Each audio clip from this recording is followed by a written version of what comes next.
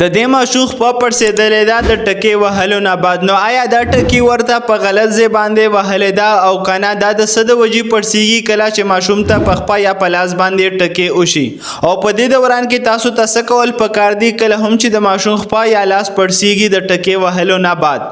نو دې ماشوم دی چې کومه ټکي وهلې ده هغه ښه برابره ده، خو دا د دې د وجې پړسېږي چې یو وجه دا هم کیدای شي چې کله ماشوم ته ټکي وشي کوم دی چې موږ ویکسین وایو نو په دې کې دننه یو جراثیم او دا جراثیم یو د مړی په حالت کې وي، یعنی ماشوم ته هیڅ نقصان نه ورکوي بلکې ماشوم ته فایده ورکوي.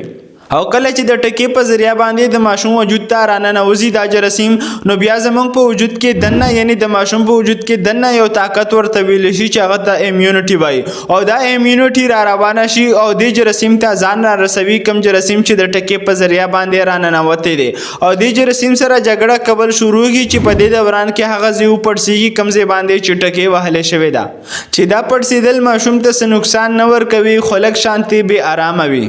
او کچېرې ستاسو د ماشوم خپه یا لاس دغه شان پړسېږي نو په کور کې به تاسو کم علاج ورکوي چې د هغې سره د هغه خپه او لاس زر ټیک کېږي. نو په دې دوران کې په 3 ورځو کې دننه دا پړسو په خپله ټیک کېږي. خو د زر ټیک کېدو دپاره تاسو دا طریقه کولی شئ چې د برف یو ټوکړه به راوالی او تاسو به د هغې نه کپړه تاو کړي او دا د برف ټوکړه به تاسو 10 منټو دپاره په هغه ځای باندې ورته لګوئ او بیا به یې تا خوښوئ او بیا به یې ورته لګوئ او بیا به یې تا چې د دې سره هغه پړسوب ډېر زر ټیک کېږي کم چې د ټکي وهلو نه بعد ماشوم ته کېږي.